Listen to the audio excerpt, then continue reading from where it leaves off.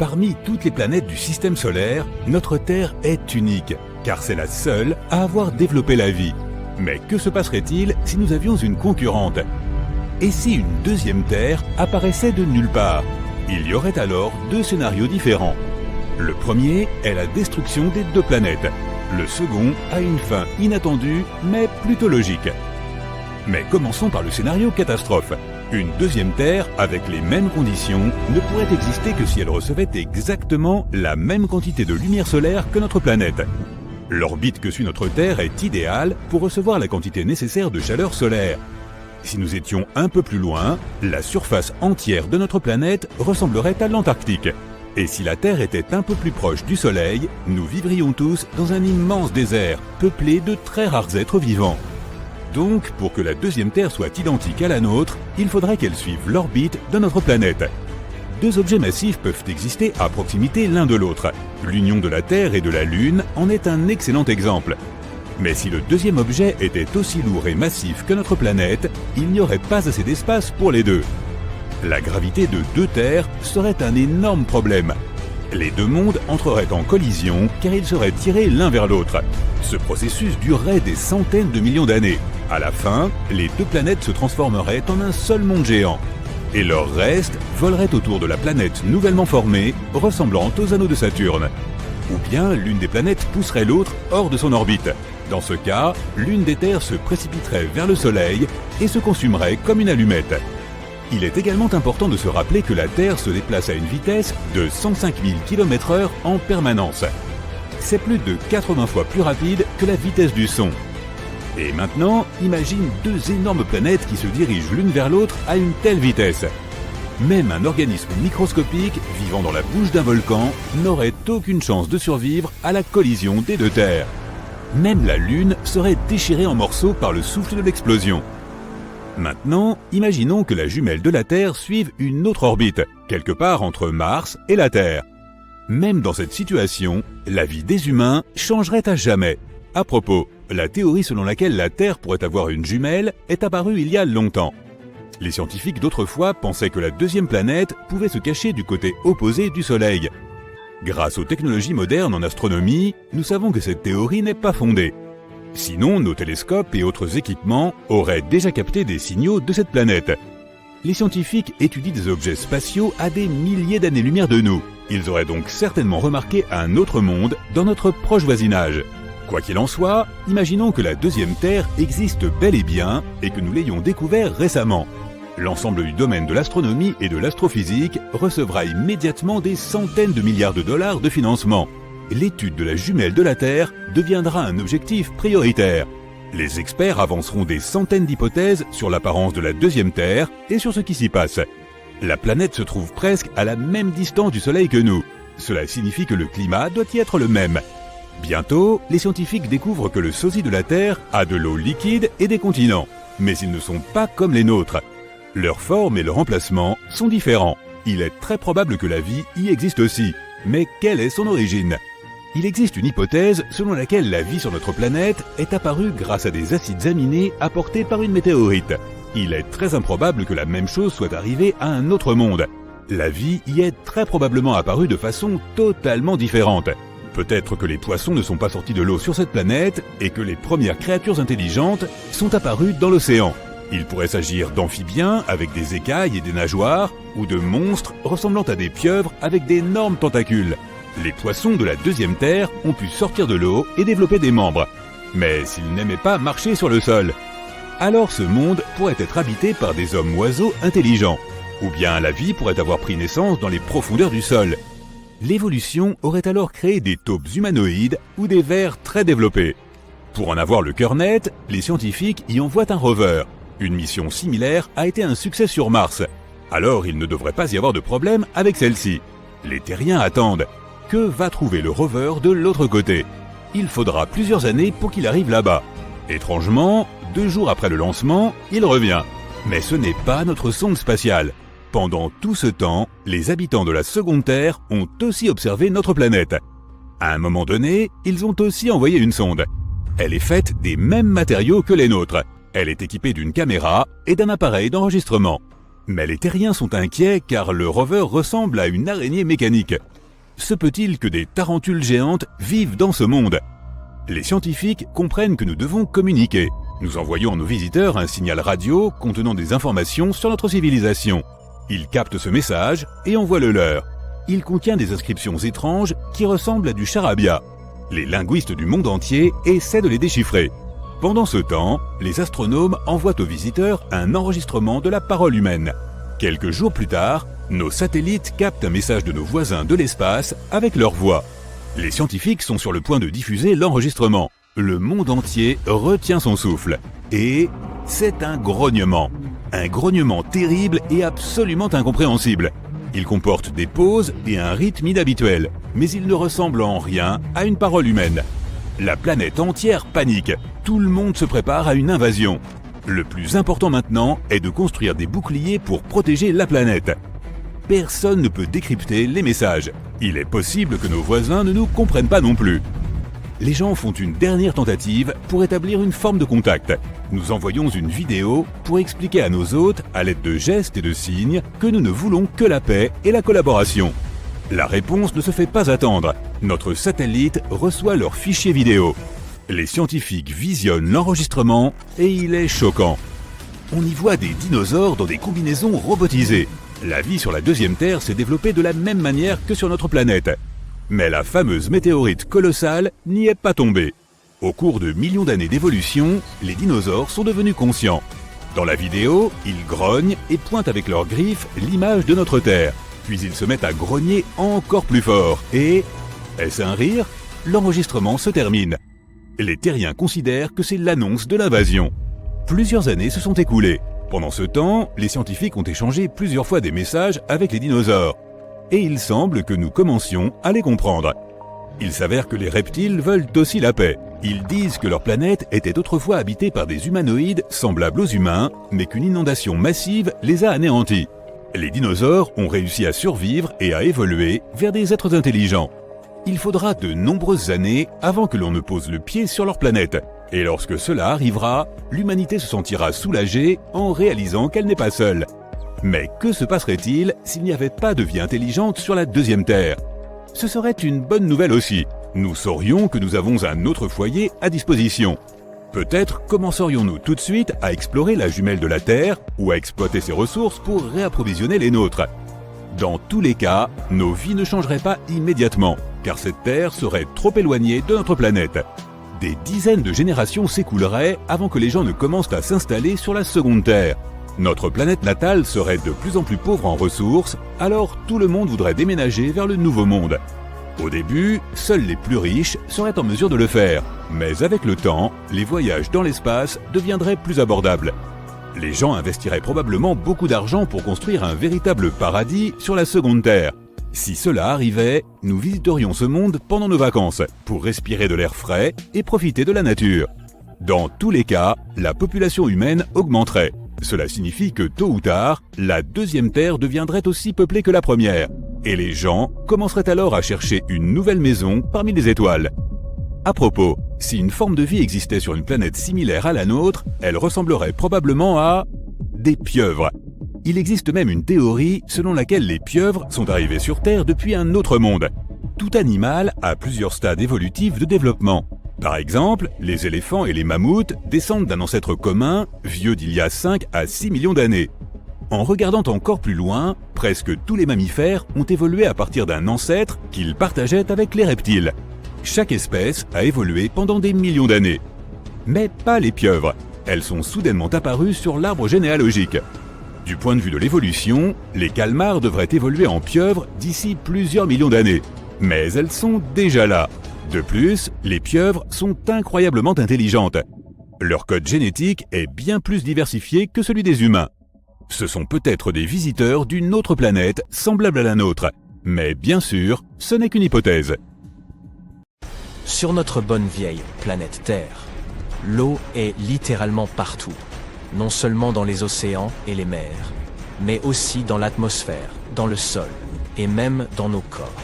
Elle recouvre pas moins de 71% de la surface de la planète. Notre globe aurait tout aussi bien pu s'appeler Eu Olio de Terre. Mais ce que se passerait-il si là et la Terre étaient interprétées de manière égale? Si la moitié de la planète était constituée de terre et l'autre moitié d'eau, nous allons voir ça. Tout d'abord, expliquons ce que nous entendons par « de manière égale ». Malgré tout ce que nous avons dit précédemment, il n'y a en fait pas tant d'eau que ça sur notre planète. Et non, si tu en faisais une seule goutte géante, elle serait légèrement plus grande que les États-Unis. Et toute cette eau ne représenterait que 0,02% de la masse totale de la Terre. Il s'avère donc que toutes ces horribles profondeurs océaniques inexplorées ne sont en fait pas grand-chose. Maintenant, imagine que nous modifions la composition de notre planète en nivelant le volume d'eau et de terre. Que se passerait-il alors? Nous aurions alors une planète océan assez effrayante. Cette planète ressemblerait à un océan sans fin. Tu aurais peu de chances d'y trouver ne serait-ce qu'une ou deux petites îles. Et si tu en trouvais, elles seraient probablement au sommet d'énormes montagnes sous-marines. Ce monde serait pratiquement inhabitable. Depuis sa surface, tu ne pourrais pas voir le soleil ou quoi que ce soit d'autre dans le ciel. Tu ne saurais pas quelle heure il est, ni où tu te trouves exactement. Tout cela à cause du brouillard et des nuages incroyablement épais. Ce genre de conditions météorologiques serait permanent sur une telle planète. De plus, tu ne saurais même pas où l'eau commence et où le brouillard se termine, car le taux d'humidité serait extrêmement élevé. Mais pourrait-il y avoir encore de la vie? Peut-être à l'intérieur de l'océan lui-même? Malheureusement, c'est également très peu probable. Tu vois, pour atteindre le fond de cet océan, il te faudrait nager verticalement, non pas pendant plusieurs heures, mais pendant plusieurs jours. Et même après un tel voyage, tu ne verrais pas encore le fond. L'océan ne serait pas sans fond, bien sûr, mais le plancher serait principalement constitué de glace très dure et impénétrable. Pas le type de glace auquel nous sommes habitués. Cette glace serait différente. Il en existe différents types, appelés glace vie, glace VI, etc. En général, ces types de glace ne sont pas aussi froides que la glace ordinaire et ne fondent pas même à des températures très élevées. Et il n'y aurait presque pas d'algues, ni d'autres plantes. Les poissons n'auraient donc tout simplement rien à manger. C'est pourquoi si la vie apparaissait sur une telle planète, ce serait un miracle. Les animaux devraient résister à une pression de plus de 20 000 atmosphères terrestres. Les monstres les plus terrifiants de la fosse des Mariannes ne seraient rien en comparaison des créatures que tu trouverais sur cette planète océan. Mais est-ce que nous, les humains, pourrions y vivre? Eh bien, théoriquement, oui. Mais ce serait extrêmement difficile. Nous pourrions créer quelque chose comme des stations sous-marines géantes, mais nous aurions encore des milliers de problèmes. Où trouver de la nourriture et d'autres ressources? Comment réparer les choses? Etc. Ce serait donc loin d'être idéal. Nous savons donc maintenant qu'une planète océan n'a rien de très plaisant. Y a-t-il une autre option? Que se passerait-il si la surface de la Terre était composée de 50% d'eau et de 50% de terre? Pour que cela se produise, il faudrait réduire la quantité d'eau actuelle de 71% à environ 50%. Le niveau de la mer baisserait d'environ 3 km, et environ un quart de notre planète deviendrait de la terre ferme. Bien que cela semble peu, les conséquences seraient désastreuses. À l'heure actuelle, la Terre compte 5 océans interconnectés: Atlantique, Indien, Pacifique, Austral et Arctique. Mais si nous abaissions le niveau de la mer, tous ces océans disparaîtraient tout simplement. Ils se transformeraient en réservoirs et en mers fermées et distincts. Et tous les continents fusionneraient en une masse terrestre géante. Ce serait presque comme si on avait échangé la terre et l'eau. Et au début, cela semblerait plutôt cool. Tu pourrais littéralement faire le tour du monde à pied. Cependant, la quantité de terre que tu aurais à parcourir augmenterait également. Chaque continent de la planète s'agrandirait. Tout ce nouveau territoire serait à peu près égal à la superficie actuelle de l'Asie, de l'Europe, de l'Afrique et de l'Amérique du Nord réunies. Une énorme somme d'espace inutilisé. Mais que trouverait-on sur ces nouveaux territoires? La plupart d'entre eux seraient plutôt plats. Mais là où il y avait autrefois des océans profonds, tu verrais de vastes couloirs et des crevasses abruptes. Autre chose d'assez cool, la plupart des villes englouties remonteraient à la surface. Et non, malheureusement, nous ne trouverions pas l'Atlantide parmi elles. Mais il y aurait encore beaucoup d'autres endroits sympas. Par exemple, l'ancienne ville romaine de Baïe. qui, selon les légendes, était à la base un paradis sur Terre avec toutes ses villas et jardins luxueux. Ou Héraclion, la ville qui s'est enfoncée sous la mer il y a des milliers d'années et qui a longtemps été considérée comme un mythe. Alors oui, nous pourrions aller visiter tous ces lieux anciens. Mais bien sûr, tout ne serait pas que plaisir et divertissement dans un tel monde. En raison d'une perte d'eau aussi importante, les courants océaniques seraient perturbés, et cela entraînerait de très graves problèmes climatiques. L'océan absorbe la chaleur émise par le soleil. Grâce au courant, cette chaleur est répartie sur toute la Terre, ce qui crée un climat stable et agréable. Mais si ces courants étaient perturbés, les températures sur Terre deviendraient plus extrêmes. Il ferait beaucoup plus chaud près de l'équateur et encore plus froid autour des pôles nord et sud. Et malheureusement, la glace de l'Antarctique ne nous sauverait pas. Ce serait plutôt le contraire. Les régions autour des pôles nord et sud s'assécheraient complètement, se transformant essentiellement en déserts secs et froids. En plus de la chaleur, l'eau absorbe le dioxyde de carbone présent dans l'air. Et comme les océans ne pourraient plus l'absorber, ce gaz commencerait à s'accumuler dans l'atmosphère. Cet excès toxique recouvrirait toute la planète. Les températures moyennes augmenteraient et le globe entier commencerait à s'assécher lentement. D'immenses feux de forêt se déclencheraient et ainsi de suite. Ça te rappelle quelque chose? Pour aggraver les choses, il n'y aurait rien pour éteindre ces incendies, car évidemment, les pluies ne peuvent pas se former à partir de rien. Alors oui, les niveaux de précipitation chuteraient, ce qui entraînerait de dangereuses sécheresses.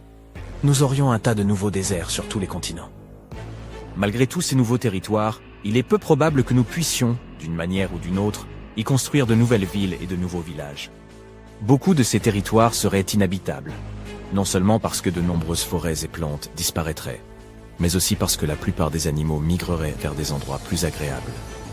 Par conséquent, nous aurions beaucoup de mal à trouver de la nourriture. Ainsi, toute la vie sur notre planète, les plantes, les animaux et les hommes, devrait s'adapter à de nouvelles conditions de vie. Ils seraient obligés d'évoluer rapidement et de s'habituer à la pénurie d'eau. Les animaux, par exemple, pourraient voir leur taille diminuer à cause de cela. Beaucoup d'entre eux, en raison du manque d'herbe et d'humidité, passeraient à un régime strictement carnivore. Et bien sûr, nous devrions dire adieu à l'énorme abondance de la vie marine. De nombreux poissons disparaîtraient à jamais. Les humains, très probablement, feraient un grand saut évolutif, en arrière. Non seulement parce que nous perdrions un grand nombre de ressources et que nous nous déplacerions vers de nouveaux territoires, mais aussi parce que nous perdrions l'accès à l'une des sources d'énergie les plus importantes au monde, les centrales hydroélectriques. Sans électricité, de nombreuses usines cesseraient de fonctionner. Cela provoquerait malheureusement une crise à grande échelle pour toute la population. Ainsi, la proportion actuelle d'eau et de terre est la meilleure formule possible. S'il y avait trop ou trop peu d'eau, les conséquences seraient terribles. C'est pourquoi nous devons à tout prix protéger les conditions actuelles. Imagine une planète où chaque inspiration emplit ton corps d'énergie, comme un espresso. Le ciel au-dessus de toi est d'un bleu intense, tandis que des arbres gargantuesques s'étendent loin dans l'atmosphère, leurs feuilles d'un vert éclatant poussant à une vitesse stupéfiante. Ton footing quotidien devient un plaisir sans pareil. Grâce à l'abondance d'oxygène, tu deviens une version boostée de toi-même. La course à pied se fait sans effort, tandis que tu t'élances à travers le paysage et que tu soulèves des poids qui te paraîtraient normalement inamovibles. C'est comme si le monde lui-même était imprégné d'énergie. Tout va plus vite. La faune qui t'entoure est également affectée par cette surcharge d'oxygène. Les animaux gambadent sur Terre avec grâce, leur ossature massive propulsée par une agilité sans pareille. Imagine-toi dans une course-poursuite haletante avec un guépard dopé à l'oxygène, faisant face à un prédateur qui pourrait mettre la misère à une Ferrari. Tu te demandes peut-être comment un tel scénario peut être possible. Voyons voir. L'oxygène est le puissant carburant qui permet à la vie terrestre d'exister en tant que telle. Il constitue environ 21% de l'air que nous respirons et chaque inspiration que nous prenons transmet ces petites molécules à nos cellules, leur fournissant l'énergie dont elles ont besoin pour se développer. Sans oxygène, celles-ci seraient asphyxiées et nos corps s'effondreraient. Mais ce n'est pas tout. L'oxygène est une panacée qui fonctionne pour toutes sortes d'êtres vivants, des minuscules bactéries aux gigantesques éléphants. Il est même crucial sous l'eau, où il enrichit les océans. Des créatures étonnantes comme le plancton et les algues produisent beaucoup d'oxygène, créant ainsi un monde sous-marin prospère. Mais pour bien comprendre l'impact des niveaux élevés d'oxygène sur la planète, prépare-toi à un petit voyage dans le temps. Récemment, des scientifiques ont fait une découverte étonnante. Ils ont testé des roches provenant de 2 endroits différents, très éloignés l'un de l'autre. Et devine quoi? Ces roches contenaient de minuscules poches de gaz, qui montraient comment les niveaux d'oxygène avaient augmenté de près d'un tiers, en très peu de temps, comme une bouffée d'air frais à l'échelle planétaire. Les chercheurs ont donc étudié ces roches et découvert que les niveaux d'oxygène étaient beaucoup plus élevés à l'époque. Imagine des paysages luxuriants, des forêts impénétrables et d'immenses marécages qui s'étendaient à perte de vue. Au cours de la période du Carbonifère, l'oxygène imprégnait l'atmosphère avec une concentration impressionnante de 20%, tout comme aujourd'hui. Mais au cours des 50 millions d'années qui ont suivi, sa teneur est montée en flèche pour atteindre les 35%. Peux-tu imaginer ce qui s'est passé? L'augmentation du taux d'oxygène a provoqué un phénomène incroyable. D'immenses forêts ont poussé sur toute la Terre, créant un monde verdoyant à couper le souffle. De vastes marécages se sont répandus dans les zones de basse altitude, donnant au paysage un aspect surréaliste. Dans le même temps, les niveaux de gaz carbonique ont chuté. Normalement, lorsque les choses se décomposent, les microbes libèrent du dioxyde de carbone dans l'air. Ce gaz agit comme une couverture chauffante, emprisonnant la chaleur du soleil et augmentant les températures. Mais dans ces marécages insondables où les plantes géantes mouchent en terre submergée, les microbes n'ont pas pu faire leur travail. Résultat, la planète est devenue très froide. Qui aurait cru qu'une bouffée d'air frais pouvait agir de façon si littérale? Les scientifiques tentent toujours de comprendre pourquoi cela s'est produit. Mais une chose est sûre, le phénomène n'est pas apparu qu'à un seul endroit. Il s'agissait d'une tendance mondiale. C'est comme si la planète s'était amusée avec les boutons du thermostat. Mais remontons encore plus loin. Nous voyons les premiers dinosaures d'Amérique faire leur entrée. Les niveaux élevés d'oxygène ont donné un coup de fouet à l'essor de ces puissants sauriens à travers le globe. Imagine des tropiques peuplés de créatures immenses et majestueuses. Les dinosaures ne sont évidemment pas apparus de nulle part. Ils ont bénéficié d'un environnement changeant qui était parfait pour leur évolution. Les niveaux d'oxygène ont joué un rôle important dans cette parade des dinosaures. Et l'accroissement de sa concentration a entraîné une augmentation de leur taille. À commencer par des prédateurs comme le Shindesaurus et, peu après, d'énormes dinosaures comme les sauropodes qui ont pris possession de la Terre. Puis, il y a 65 millions d'années, les dinosaures ont disparu et ce sont les mammifères qui ont pris le relais. Et voici la partie la plus intéressante. Les mammifères n'ont jamais atteint la taille des dinosaures. Comment expliquer cela? Les mammifères, parmi lesquels les humains, soit dit en passant, ont la particularité de pouvoir réguler leur température corporelle. Mais cela a un coût. Nous avons besoin de beaucoup d'énergie pour rester au chaud, contrairement aux reptiles et aux dinosaures. Les sauriens ne se préoccupèrent pas de réguler leur température et pouvaient donc concentrer leurs ressources vers leur croissance. Les plus grands dinosaures étaient environ 10 fois plus grands que les plus grands mammifères. C'est un peu comme un enfant prétentieux.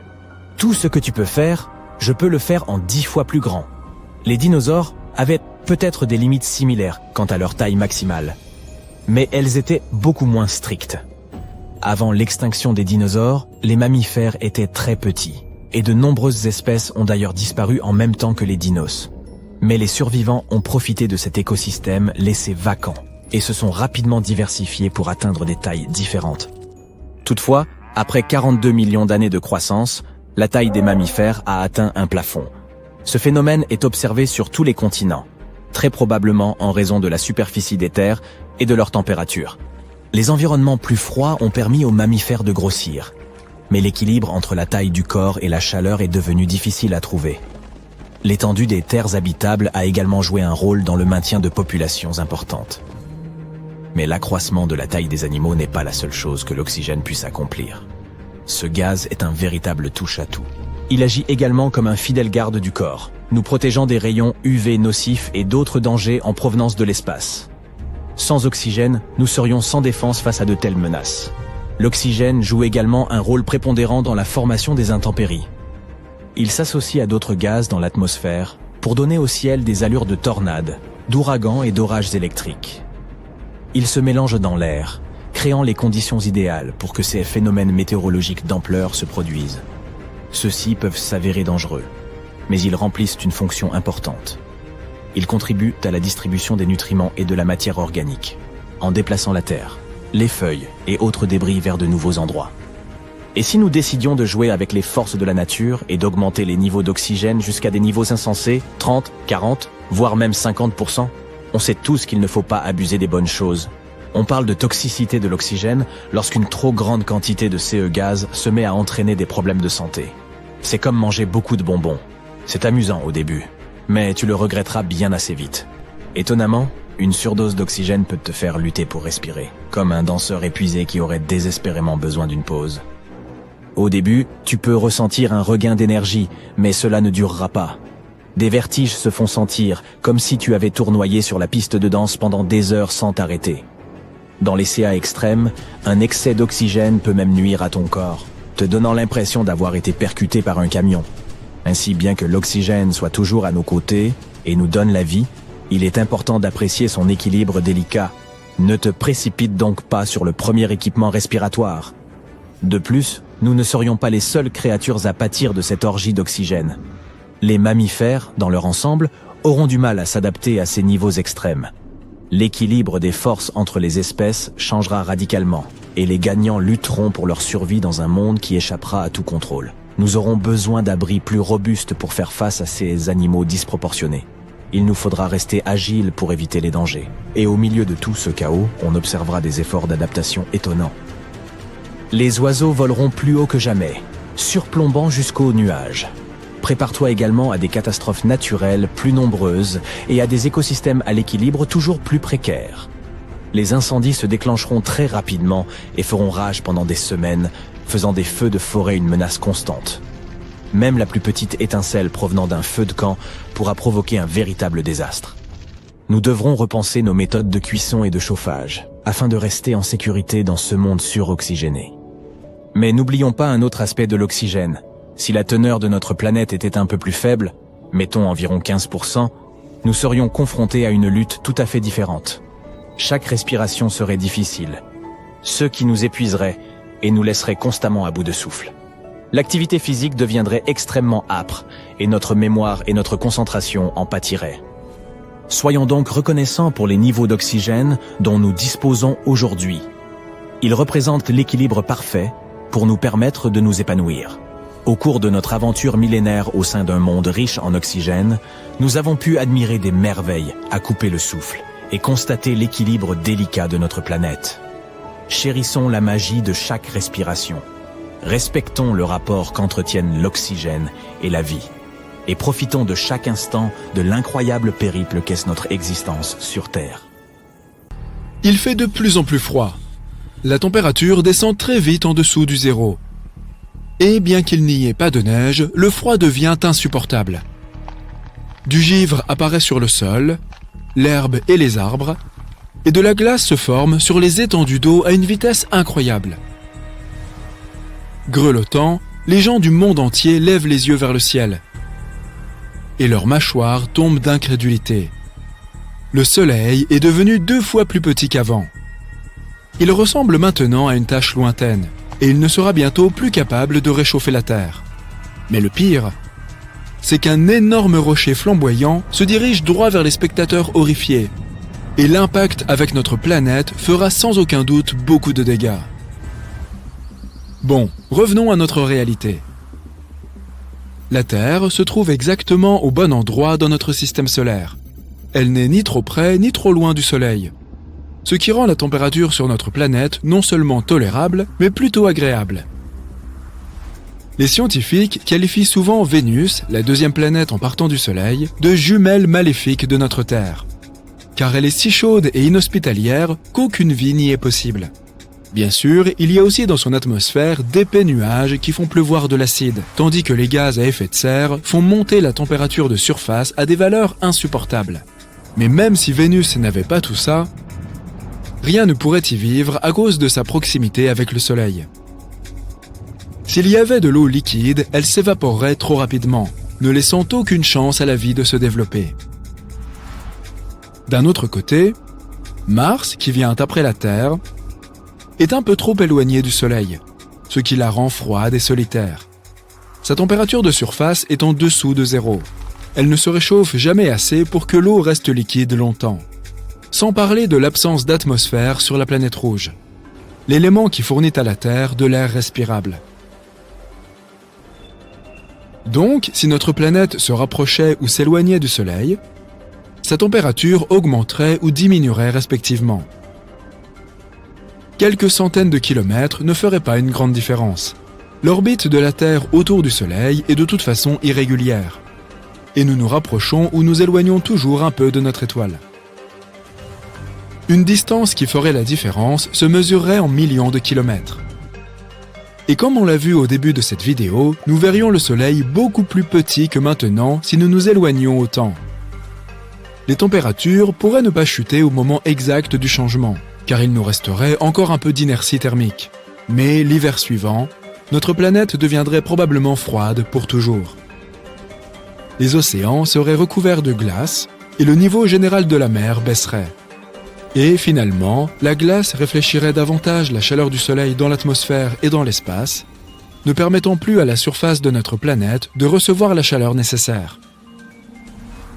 De plus, davantage de glace signifie aussi moins de vapeur d'eau dans l'atmosphère. Or, la vapeur d'eau capte aussi la chaleur, créant des nuages. Donc, plus il fait froid, moins il pleut. Le froid et le manque de pluie ne permettraient pas aux plantes de survivre longtemps, si bien que des zones glacées et stériles se développeraient rapidement, ne laissant intactes que les zones situées le long de la berge des fleuves, en tout cas pour un temps.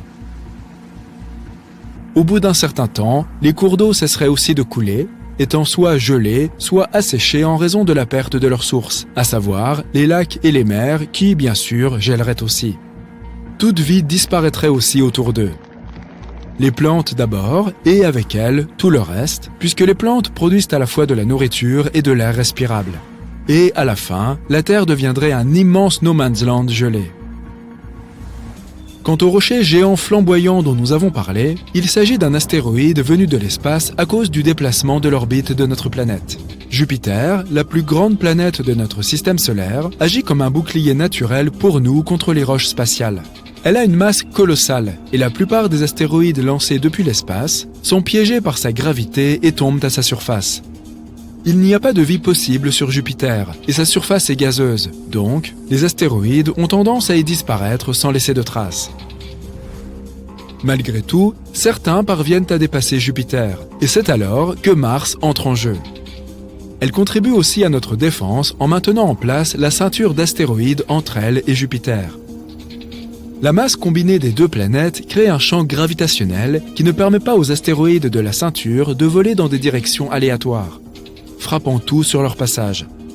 S'il n'y avait pas Mars entre nous et la ceinture, nous serions presque davantage habitués aux pluies de météores qu'à la pluie que nous connaissons. Mettons que la Terre ait remplacé Mars sur son orbite et que nous soyons maintenant quelques centaines de millions de kilomètres plus loin du Soleil.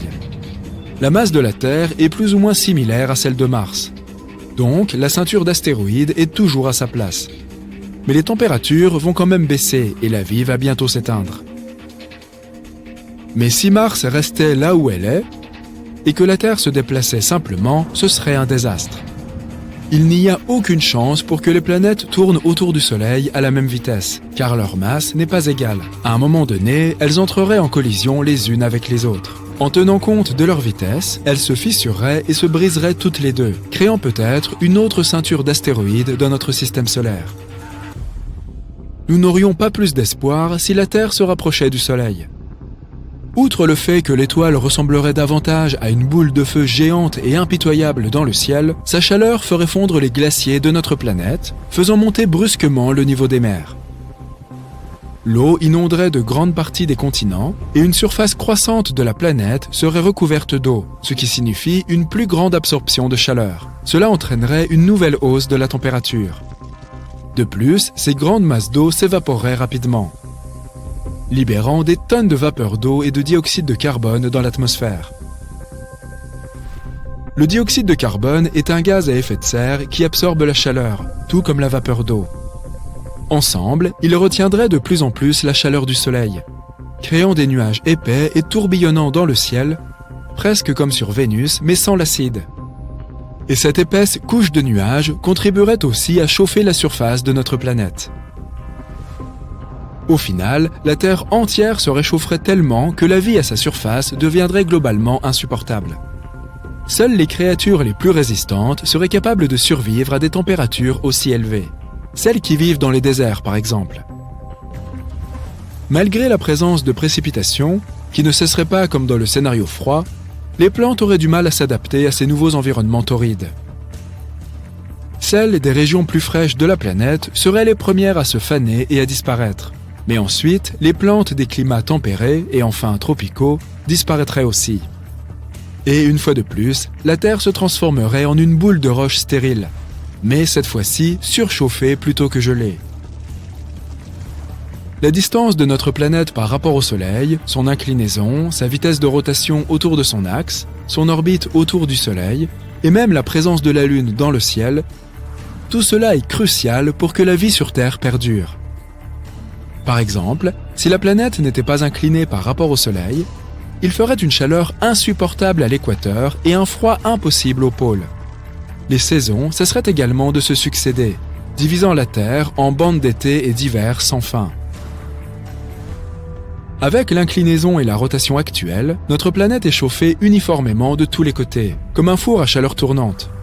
Elle se dirige vers le Soleil d'un côté pour se réchauffer, tandis que l'autre se refroidit pendant la nuit. S'il n'y avait pas d'alternance de jour et de nuit, nous ne vivrions probablement que dans certaines régions de notre planète où il y régnerait un crépuscule sans fin. Imagine notre vie sans ces magnifiques levées et couchers de soleil. Donc finalement, on va peut-être laisser les choses telles qu'elles sont, d'accord ? Un jour, vous marchez dans la rue, muni d'un masque relié à une bouteille d'oxygène. Il n'y a pas de nuages dans le ciel. Cela fait plusieurs mois qu'il n'y a de nuages nulle part dans le monde. Vous remarquez une jeune fille qui a du mal à respirer. Vous lui prêtez votre masque pour qu'elle puisse reprendre souffle. Puis quelqu'un crie soudain « Mettez-vous à l'abri !» Vous entendez alors un grand sifflement et vous voyez une sorte de force invisible qui arrache les arbres du sol et déplace les voitures qui sont garées. Vous vous cachez dans la maison la plus proche. Un vent glacial et puissant balaie le paysage. Tous ces étranges phénomènes sont dus à l'atmosphère qui s'est inversée. Pour comprendre ce qui se passerait si l'atmosphère de la Terre changeait aussi radicalement, il faut d'abord comprendre ce qu'est une atmosphère. En termes simples, il s'agit d'une couverture d'air qui enveloppe notre planète. Elle nous réchauffe, nous protège et nous permet de respirer. L'atmosphère se compose de 5 couches principales: la troposphère, la stratosphère, la mésosphère, la thermosphère et l'exosphère. La troposphère est la couche la plus lourde. Elle représente environ 80% de la masse totale de l'atmosphère. Les nuages, la poussière et les particules d'eau volent dans cette première couche. Elle contient plus d'oxygène que les autres couches et exerce sur nous la pression atmosphérique la plus forte. En fait, tout l'air qui nous entoure a un poids. Au niveau du sol, ce poids est d'environ 15 livres par pouce carré. L'air enveloppe tous les objets matériels, mais nous ne ressentons pas ces 15 livres par pouce carré, ou PSI, parce que notre pression interne est égale à cette valeur. L'air est dispersé dans l'atmosphère et sur le sol. Plus nous montons, plus la pression atmosphérique et les niveaux d'oxygène sont bas. Par exemple, les alpinistes, lors de l'ascension d'une haute montagne, utilisent des bouteilles d'oxygène pour permettre à leur corps de s'adapter au changement de l'air.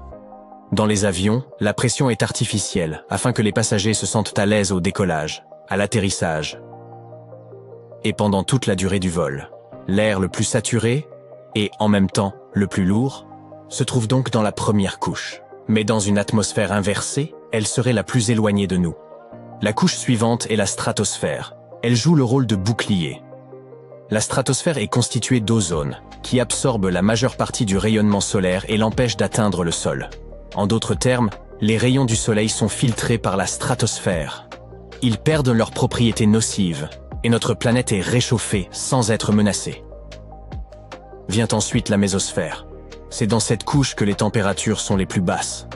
La pression atmosphérique y est faible, mais l'air est suffisamment dense pour brûler les météorites. La thermosphère suit la mésosphère. Elle est soumise aux rayons du soleil. La température y est d'environ 2000 degrés Celsius, soit près d'une fois et demie plus élevée que dans un volcan. La dernière couche est l'exosphère. C'est la dernière frontière de notre atmosphère. Après ça, c'est l'espace. La pression y est si faible que les molécules de gaz s'échappent et filent vers les étoiles lointaines. Voici donc comment les choses se passent dans une atmosphère ordinaire. Les rayons du Soleil éclairent l'exosphère, où il ne se passe presque rien. Ils chauffent ensuite la thermosphère et traversent la mésosphère froide. La lumière du Soleil se refroidit en traversant la couche d'ozone dans la stratosphère. Ensuite, ces rayons franchissent la couche la plus lourde et la plus dense, la troposphère, et atteignent le sol. Voyons maintenant comment tout cela fonctionnerait dans une atmosphère inversée. La troposphère, avec tous les nuages, l'eau et l'oxygène, s'élèverait vers le haut. Les rayons du Soleil brûleraient toute l'humidité. Les nuages disparaîtraient du ciel. Ensuite, les rayons du Soleil se refroidiraient légèrement en traversant la couche d'ozone. La stratosphère absorberait toutes les radiations. Les rayons traverseraient ensuite la mésosphère froide et atteindraient rapidement la surface de notre planète. La thermosphère et l'exosphère n'auraient pratiquement aucun effet sur les rayons. Si notre planète avait une atmosphère inversée, la sécheresse s'installerait à grande échelle. Tous les nuages de pluie se disperseraient dans les couches supérieures. Toute l'humidité de la Terre commencerait à s'évaporer et à s'accumuler dans l'exosphère et la thermosphère. Nous aurions alors une nouvelle troposphère. Elle serait remplie de gaz, de particules d'eau et de poussière. L'ancienne troposphère, qui se trouverait maintenant tout en haut, perdrait son poids et se transformerait en exosphère. Mais qu'adviendrait-il alors de l'oxygène? Plus on monte, plus la pression diminue et moins il y a d'oxygène. Mais dans l'atmosphère inversée, il y aurait moins d'oxygène et moins de pression, plus près de la surface de la Terre. Au début, les gens auraient l'impression de se trouver sur le mont Everest. Beaucoup perdraient les connaissances ou seraient les pris de violents vertiges. D'autres auraient de fortes migraines et se sentiraient mal à cause de la dilatation des vaisseaux sanguins. Mais qu'arriverait-il aux personnes qui ont l'habitude de grimper en haute montagne? Elles s'adapteraient plus facilement. Toutes les autres en feraient de même, mais plus lentement. Et lorsque les gens se sentiraient à l'aise dans de telles conditions, ils commenceraient à en tirer profit. Nous ressentirions moins de résistance à l'air. Ce serait un peu comme le vide dans l'espace. Les voitures rouleraient de plus vite et consommeraient moins d'essence. Les gens créeraient des trains pouvant se déplacer à la vitesse du son. Nous serions moins fatigués quand il nous faudrait courir. Mais en même temps, les avions voleraient beaucoup plus lentement car ils devraient, eux, traverser d'épaisses couches d'air. Il ne pleuvrait pas longtemps et il ferait toujours beau. Au lieu d'avoir du mauvais temps, nous serions confrontés à des courants jets. Aujourd'hui, ces puissants vents glacés circulent dans les couches supérieures de l'atmosphère. Ils soufflent sur le sommet du mont Everest et représentent un grave danger pour les alpinistes. Lorsque les rayons du soleil réchauffent l'air, celui-ci s'élève et rencontre des vents froids, qui poussent l'air chaud encore plus haut. Il se transforme alors en courant jet. Ce type de vent souffle à 112 km/h. Il peut facilement arracher un arbre ou des toits. Il nous faudrait construire des maisons et des abris solides pour survivre à cette calamité. Mais en fin de compte, la surface de la Terre se réchaufferait et pousserait les courants jets vers le haut. En d'autres termes, même si l'atmosphère se mettait sans dessus-dessous, tout reviendrait à sa place tôt ou tard. Cela se produira peut-être dans quelques centaines ou dans des millions d'années. Dans tous les cas, les lois de la physique et de la nature ramèneront notre planète à son état antérieur. Mais toutes les créatures vivantes ne vivront peut-être pas assez longtemps pour en être témoins. Mais que se passerait-il si l'atmosphère de la planète se retournait constamment? Il est peu probable que cela se produise sur Terre, mais il existe dans le système solaire un objet spatial dont l'atmosphère est inversée. Tous les éléments solides qui s'y trouvent s'évaporent et s'élèvent, tandis que l'atmosphère s'enfonce et devient plus dense. Ainsi, le sol et le ciel de ce corps spatial ne cessent de basculer. Cet étrange objet céleste est Pluton, l'ancienne planète. La distance moyenne entre Pluton et le Soleil est d'environ 5,8 milliards de kilomètres. L'orbite de Pluton est elliptique, c'est-à-dire ovale et inclinée par rapport à l'orbite des autres planètes. Lorsque Pluton se rapproche du Soleil, elle reçoit un peu de chaleur. Cette chaleur est alors suffisante pour transformer la glace de surface en gaz. Plus ce gaz s'élève, plus il se réchauffe. C'est assez étrange car sur Terre, c'est l'inverse. Plus l'air est haut, plus il est froid. Imaginez maintenant un monde qui n'a pas de surface solide, mais seulement une atmosphère. Il s'agit de Jupiter, la plus grande planète de notre système, et qui est constituée de gaz. Elle est composée à 90% d'hydrogène, les 10% restants étant essentiellement constitués d'hélium. Jupiter conserve tous ces gaz en son sein grâce à sa puissante force de gravité. Et plus ils sont proches du centre, plus leur concentration est importante. Si un énorme vaisseau spatial tentait d'atterrir à la surface de Jupiter, il lui faudrait beaucoup de temps pour atteindre le noyau de la planète. Mais en réalité, il lui serait impossible d'atteindre ce centre, car le poids des gaz environnants l'écraserait fatalement. Saturne a une structure similaire. La gravité des gaz de cette planète est si forte qu'elle fait tourner ses anneaux, qui sont constitués de morceaux de comètes et d'astéroïdes. Cette couverture d'air atmosphérique sur notre planète est idéale pour toutes les créatures vivantes. Depuis des millions d'années, l'évolution crée des organismes capables de s'adapter à ces conditions atmosphériques. Une bonne chose, n'est-ce pas? Fatigué d'attendre la colonisation? La Terre te semble bien trop ennuyeuse avec tous ses problèmes et ses moustiques. Eh bien, rassure-toi, tu vas pouvoir prendre les choses en main et construire ta propre planète. Mais avant de tendre la main vers la colle cosmique et les paillettes, tu dois examiner 2 ou 3 choses. Notre grand projet de bricolage commence maintenant. D'abord, nous devons trouver le bon endroit. Les planètes doivent toutes tourner autour d'une étoile, n'est-ce pas? Dans un buffet cosmique, chaque étoile a sa propre saveur. Pour que les choses soient bien en ordre, les astronomes utilisent un système de classification stellaire. Les étoiles massives sont les divas du cosmos. Elles sont énormes, brillantes, et se font toujours remarquer. Mais tout n'est pas toujours rose. Elles ont une courte durée de vie et s'éteignent rapidement, comme des bougies. Elles ont aussi une gravité énorme, alors fais attention à ce qu'elles n'aspirent pas ta planète. Les étoiles naines, en revanche, sont peut-être petites, mais elles compensent par leur endurance. Elles peuvent brûler pendant des billions d'années, ce qui signifie que leurs planètes ont largement le temps de développer des formes de vie. Les étoiles super chaudes sont bleues ou blanches, tandis que les étoiles froides sont généralement rouges ou oranges. Oui, on croirait que ce serait l'inverse, mais c'est comme ça. Alors, que choisir? Eh bien, les planètes proches des étoiles bleues et blanches pourraient vite se faire frire comme des nuggets de poulet. En revanche, avec les étoiles rouges, notre planète pourrait se transformer en une boule de glace. Si c'est ce que tu préfères, alors fonce. Mais tu peux toujours choisir un juste milieu. Une étoile jaune comme notre Soleil, par exemple. Ni trop froide, ni trop chaude. Juste ce qu'il faut. Maintenant que tu as choisi ton étoile, commençons à construire la planète. Le cœur de la planète est son noyau. Il crée un champ magnétique, une force invisible qui protège la planète des rayons cosmiques et des particules chargées. Sans ce champ, la planète se ferait griller par les radiations de l'étoile comme un hamburger bien cuit. Mais le champ magnétique n'est pas toujours une force positive. Sur certaines planètes, comme Jupiter, il est si fort qu'il crée des ceintures de radiation super intenses et des conditions météorologiques complètement folles. Si tu espérais utiliser une boussole pour t'orienter, c'est raté. Le champ magnétique ferait tourner son aiguille comme un danseur qui a bu trop de café. Ainsi, en choisissant un noyau léger, ta planète sera moins bien protégée contre les radiations, comme quand tu bronzes sans crème solaire. D'un autre côté, les noyaux plus gros peuvent se générer plus de chaleur, ce qui peut entraîner une plus grande activité volcanique et de tremblements de terre. La meilleure option est un noyau de taille moyenne composé principalement de fer et de nickel. Cela éloignera les éléments nuisibles sans transformer ta planète en patate chaude cosmique. Une fois notre cœur en place, nous pouvons passer à l'étape suivante. Les planètes sont comme des oignons. Elles ont des couches.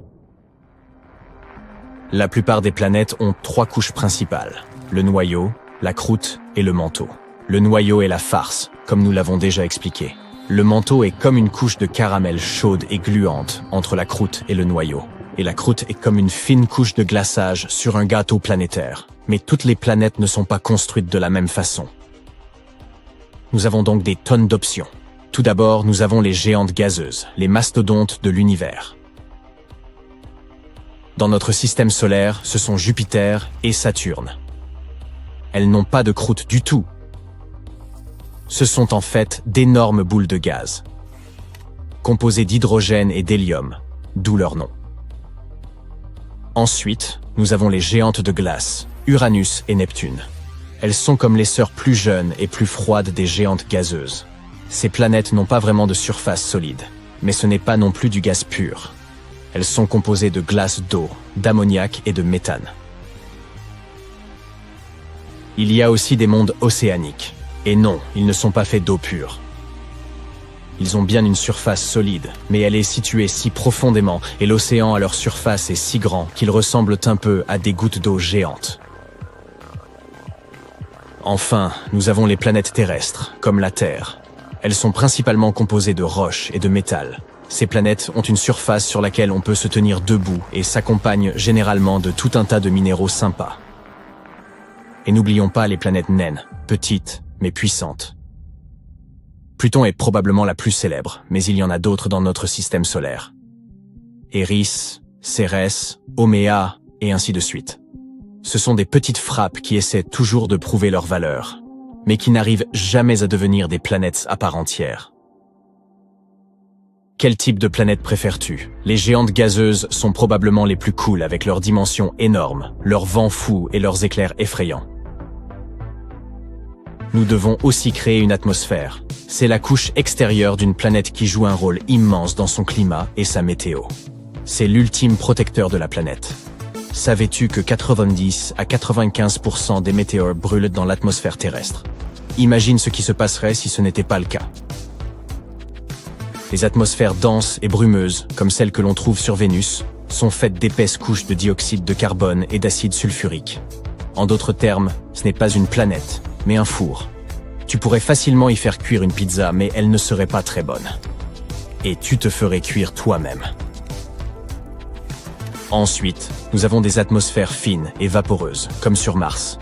La fine couche de dioxyde de carbone fait que sa pression de surface représente environ 1% de celle de la Terre. Sur de telles planètes, tu pourrais voler comme un super-héros avec un bon réacteur dorsal. Et puis, il y a les atmosphères mixtes, comme celle de la Terre. Les couches d'azote, d'oxygène et d'autres gaz créent les conditions parfaites pour la vie telle que nous la connaissons.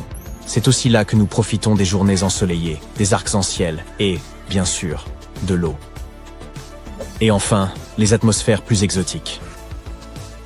Tu les trouveras sur des planètes comme Neptune, où les couches d'hydrogène, d'hélium et de méthane créent un monde bleu qui ressemble à une bille géante. Ces planètes sont super bizarres, et donc parfaites pour les bâtisseurs de mondes les plus créatifs. Presque terminé. La dernière question est la suivante. Voudrais-tu que ta planète abrite de la vie? Dans ce cas, tu dois tenir compte de certaines choses. Par exemple, elle doit être située dans la zone habitable. Il s'agit de l'endroit idéal autour d'une étoile où les conditions sont réunies pour qu'il y ait de l'eau liquide à la surface. Il faut que ta planète ne soit ni trop proche, ni trop éloignée de son astre. Et n'oublie pas les températures. Par exemple, il te faudra une bonne quantité d'oxygène pour que ta planète soit agréable et chaude, mais pas trop pour éviter que tout ne s'enflamme spontanément. Bien sûr, il faut un peu d'eau, mais pas trop non plus. Et un climat stable. Tu ne voudrais pas que ta planète subisse des variations extrêmes de température ou d'humidité? Ça l'amènerait tout droit à l'extinction. Ah, et son orbite doit être stable afin qu'aucun événement astronomique majeur ne vienne perturber les choses.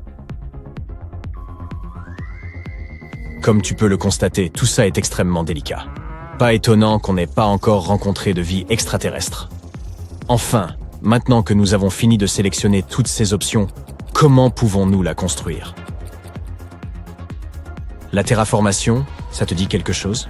C'est lorsque nous modifions délibérément l'atmosphère, la température et d'autres conditions pour rendre une planète habitable pour les humains et d'autres formes de vie terrestre. Par exemple, nous pourrions libérer des gaz à effet de serre sur Mars pour la réchauffer et épaissir son atmosphère. Mais c'est un peu comme essayer d'améliorer un personnage de jeu vidéo monstrueux et plutôt empoté. Et si on construisait tout ça à partir de rien?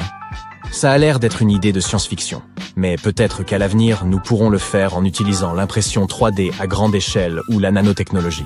Nous créerons la structure de base, puis nous ajouterons toutes les conditions nécessaires au développement de la vie.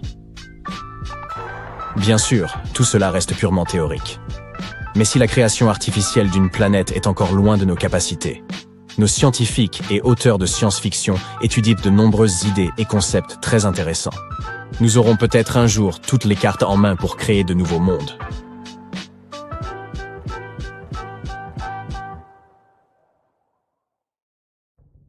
À quoi ressemblerait la Terre si elle avait vu le jour dans un autre système stellaire? J'ai fait quelques recherches pour toi afin de le savoir. Et ce que j'ai découvert s'est révélé étonnamment positif. Des tropiques chauds, des vents forts et des libellules géantes. Mais bon, je vais tout expliquer depuis le début. Entre 1995 et aujourd'hui, la NASA a découvert plus de 4100 planètes situées en dehors du système solaire. Malheureusement, la plupart d'entre elles sont soit des boules de glace comme Neptune, soit des géantes gazeuses comme Jupiter. Mais il y a quand même pas moins de 161 planètes semblables à notre Terre. Et l'une d'entre elles est très proche de nous, dans la constellation du Centaure. Il y a 3 étoiles dans cette constellation. Les 2 premières s'appellent Alpha Centauri A et Alpha Centauri B. Si tu vis dans l'hémisphère sud, tu les as probablement vues. Elles sont très brillantes. À cause de cela, on dirait qu'il ne s'agit que d'une seule grosse étoile. Elles tournent l'une autour de l'autre très lentement.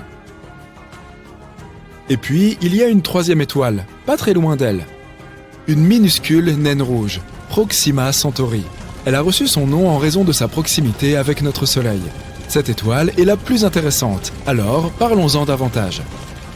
Proxima Centauri se trouve à seulement 4,5 années-lumière de nous. Une année-lumière correspond à environ 9600 milliards de kilomètres. Ouais, si nous essayons de nous y rendre, notre voyage en navette spatiale nous prendrait un peu plus de 165 000 ans. Tu crois que c'est beaucoup? À l'échelle de l'univers, c'est un peu comme si tu allais de ton canapé jusqu'à ton réfrigérateur. Proxima Centauri est beaucoup plus légère et beaucoup plus petite que le Soleil. Elle est aussi 2 fois plus froide que notre astre avec une température de 3000 Kelvin. C'est pourquoi nous ne pouvons pas la voir sans télescope. Mais la bonne nouvelle, c'est qu'elle brûlera pendant des milliers de milliards d'années. Et tu n'as pas à t'inquiéter, elle ne dévorera pas ses éventuels futurs voisins comme notre propre Soleil. Et oui, l'exoplanète que j'évoquais plus tôt est située juste à côté de Proxima Centauri. Cette planète s'appelle Proxima b. Oui, je sais, les scientifiques se sont surpassés le jour où ils ont inventé tous ces noms.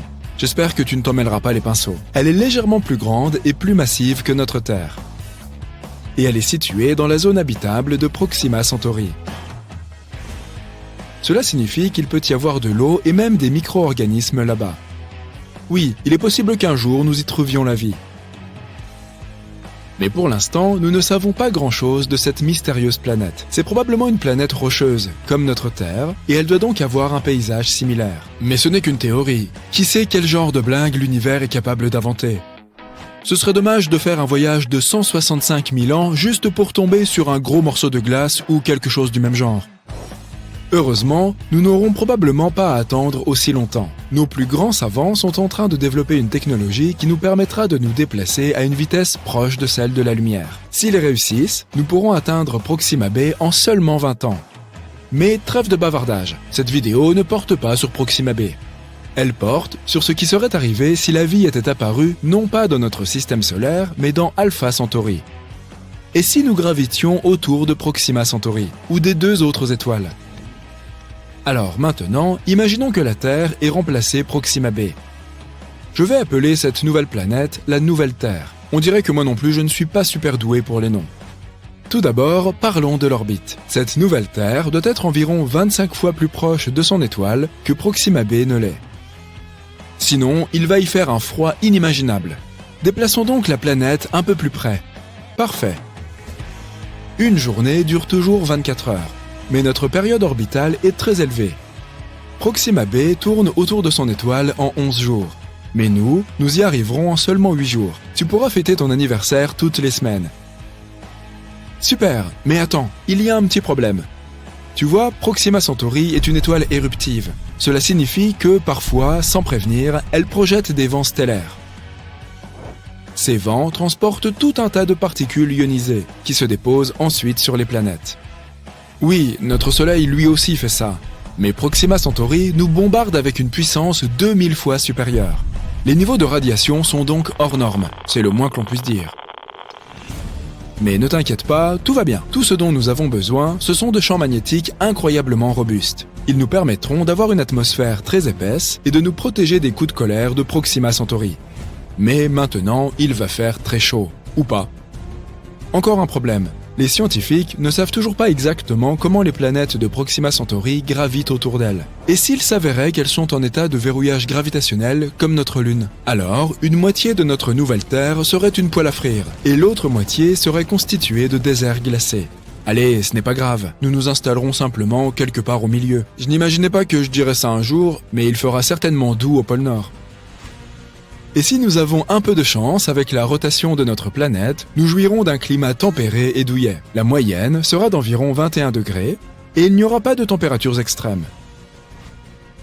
Sur cette nouvelle Terre, nous disposerons de beaucoup plus d'eau. La météo y sera généralement assez folle, des vents très forts et des pluies dévastatrices qui pourront durer assez longtemps. Mais on pourra s'adapter. Les changements de température sont beaucoup plus perceptibles dans les montagnes. Tout comme sur Terre, plus tu montes, plus il fera froid. Sauf qu'il fera très froid ici, au sommet. Pour cette raison, il y aura des jungles au bas des montagnes et des collines et des déserts enneigés sur les sommets. Mais en général, ce sera presque comme sous les tropiques terriens. La flore y sera abondante. Les arbres seront peu élevés mais luxuriants. Notre atmosphère épaisse facilitera aussi le vol. Il y aura donc beaucoup de grands animaux volants. Par exemple, des libellules avec une envergure de 5 mètres. Passons à autre chose. Le ciel y sera beaucoup plus clair que sur Terre et très nuageux. Parfois, il aura l'air complètement blanc. Mais le ciel étoilé y sera magnifique et lumineux. Imagine, 4 soleils. Le principal, ce sera Proxima Centauri. Nous pourrons également voir les étoiles Alpha Centauri A et B, qui seront très brillantes. Et enfin, notre bon vieux Soleil, une superbe étoile lointaine. Allez, je t'autorise à verser une larme pour notre vieille Terre. Il y aura quelques planètes près de nous, comme Proxima Centauri C. L'étoile haute est entourée de 2 ceintures de poussière cosmique. Tu auras donc droit à de splendides panoramas nocturnes. Au final, nous aurons donc une planète un peu folle, mais magnifique et verdoyante. Personnellement, j'accepterais d'y emménager dès le mois prochain. Et toi, qu'en dis-tu? Partage ton avis dans les commentaires. Très bien, maintenant nous savons ce qui serait arrivé si notre Terre avait vu le jour près de Proxima Centauri. Mais si elle était apparue autour des 2 autres étoiles? Malheureusement, il nous serait impossible de tourner autour de 2 étoiles en même temps. Les scientifiques pensent qu'il y a une planète qui saute d'une orbite à l'autre entre Alpha Centauri A et B. Mais elle est probablement très froide. Choisissons donc Alpha Centauri A. Tout comme sur la nouvelle Terre, les températures moyennes y seraient d'environ 21 degrés. Mais les variations de température seraient assez importantes. Elles passeraient de moins 73 degrés au pôle sud à 45 degrés à l'équateur. Près du nord, il ferait donc plutôt bon vivre. Une journée durerait toujours 24 heures et la période orbitale serait d'1 an et 1 mois. Ce serait plus ou moins pareil près d'Alpha Centauri B, mais la période orbitale y serait d'environ 6 mois. Les autres conditions y seraient très similaires à celles de la Terre. Les changements de saison ne seraient presque pas perceptibles. Les températures ne changeraient pas beaucoup non plus. Où que nous nous installions, l'étoile voisine serait bien visible, mais nous ne verrions probablement pas Proxima Centauri. Et c'est à peu près tout. Bien sûr, tout cela suppose des conditions parfaites. Tout comme sur Terre, le moindre changement, qu'il s'agisse d'une atmosphère trop ténue ou d'une plus grande distance par rapport à l'étoile, et tout tombe à l'eau. Nous avons donc eu énormément de chance avec notre Terre. Mais les possibilités de découvrir une planète habitable sont très élevées. Au minimum, il y a 15 millions de planètes dans notre univers où nous pourrions trouver de la vie.